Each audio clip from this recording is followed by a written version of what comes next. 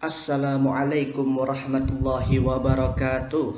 Kami ucapkan selamat datang kembali di channel YouTube kami untuk ngaji TOEFL skill ke-8. Pembahasan mengenai other adverbs connectors. Baik teman-teman, sebelum kita mulai jangan lupa teman-teman untuk subscribe terlebih dahulu channel ini dan diklik loncengnya agar teman-teman mendapatkan pemberitahuan kalau seandainya kami membuat konten yang baru. Oke, sebagaimana yang sudah kita ketahui bahwasanya ngaji TOEFL ini kita sandarkan pada buku Longman. Silakan bagi teman-teman yang belum punya bukunya bisa mendownload di link yang sudah kami sediakan di bawah ya, di deskripsi. Baik, langsung saja sebelum kita mulai membahas other adverb connectors itu apa, terlebih dahulu kita memulai dengan mengerjakan atau membedah soal yang pernah saya berikan di skill ke-7 di sebelumnya. Oke, saat itu saya memberikan dua soal seperti ini ya, untuk menentukan apakah kalimatnya correct apa incorrect. Kita baca dulu soal yang pertama. The citizens are becoming more and more incensed about traffic accidents whenever the accidents occur at the intersection. Baik, kalimat pertama, the citizens, karena dia tidak didahului oleh preposition, berarti dia bukan object of preposition. Kita bisa mengatakan bahwasanya ini adalah subject. Are becoming-nya adalah verb ya teman-teman ya. Kalau kita mau bedah lagi satu persatu, more and more ini nanti jadi objek. Adapun about traffic accident ya, prepositional phrase berarti keterangan itu ada di skill kedua. Terus kita ketemu whenever.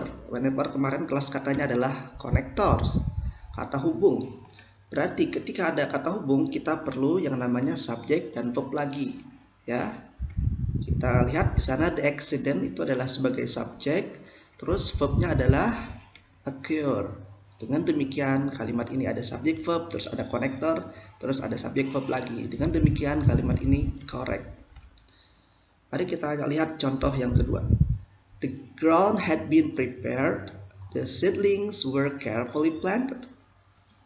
The ground adalah subjek, had been prepared adalah verb, ada koma di sana, terus the seedlings subjek lagi, were carefully planted itu adalah verb ya. Ada dua subjek, ada dua verb, akan tetapi tidak ada konektor. Dengan demikian kalimat ini salah ya, karena kalau kita mau menghubungkan dua kalimat itu harus ada kata hubungnya ya. Kalimat ini salah. Baik, itu adalah pembahasan materi sebelumnya. Sekarang kita masuk ke skill 8, yaitu other adverb connectors, yaitu kita mengenali konektor atau kata hubung adverb keterangan yang lain ya, other. Di sini sudah ada tabel other adverb connectors, itu ada yang di bagian condition itu artinya jika ya. If itu artinya semuanya jika di sini. If, jika, in case, jika, provided sama providing. Meskipun itu terlihat seperti verb ya, kan ada verb yang provide itu kalau verb artinya menyediakan.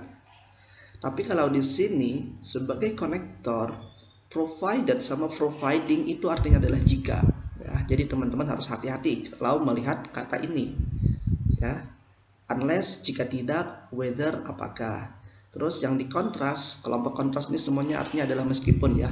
Although, even though, though, while, whereas itu artinya meskipun, kontras ya.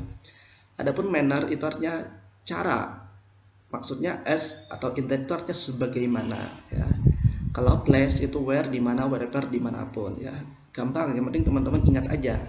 Dan harus dikasih perhatian kepada kayak provided sama providing, karena ini terlihat seperti verb tapi dia sebenarnya adalah konektor.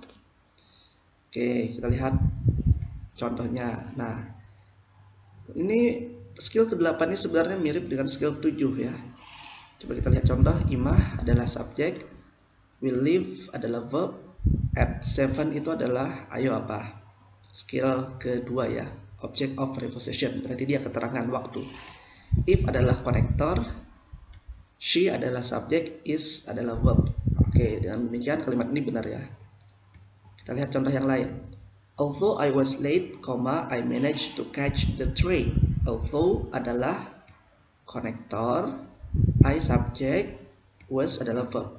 Ketika konektornya di depan, maka habis verbnya, habis kalimat yang itu harus ada koma ya. Jadi kita lihat di sana habis lead ada koma. Terus ada subjek, I manage adalah verb ya. Nah gitu. Nah, ingat rumus konektor di skill sebelumnya. Rumus konektor itu bisa konektor verb, subjek verb konektor subjek verb, atau yang kedua konektornya dulu subjek verb koma subjek verb ya. Nah ini rumus yang pertama bisa dilihat di contoh yang pertama, rumus yang kedua bisa dilihat di contoh yang kedua. Gampang ya teman-teman ya. Oke, coba kita tes. Ini adalah salah satu tipe soal di buku TOEFL. You will get a good grade on the exam provided A. Studying, B. Study, C. To study, D. You study. Coba kita bedah lagi dari awal. You adalah subjek, will get adalah verb ya. Good grade itu adalah objek. On the exam, apa itu on? Kalau kalimat didahului oleh on, berarti dia adalah prepositional phrase, frase preposisi ya, skill kedua. Jadi itu adalah keterangan. Provided, ayo apa provided kelas katanya? Dia adalah konektor. Berarti kalau konektornya di tengah, kita butuh yang namanya jawabannya berupa subjek dan verb. Apakah A itu subjek verb? Bukan. B subjek verb? Bukan. C subjek verb? Bukan. D subjek verb ya. Karena ada you ada sebagai subjek, study sebagai verb. Berarti kalimatnya jawaban yang harus dipilih adalah D.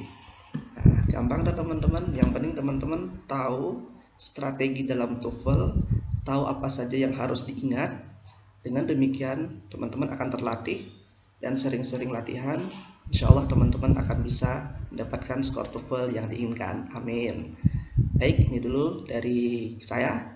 Mohon maaf. Wallahul muwaffiq ila aqwamit thoriq. Wassalamualaikum warahmatullahi wabarakatuh.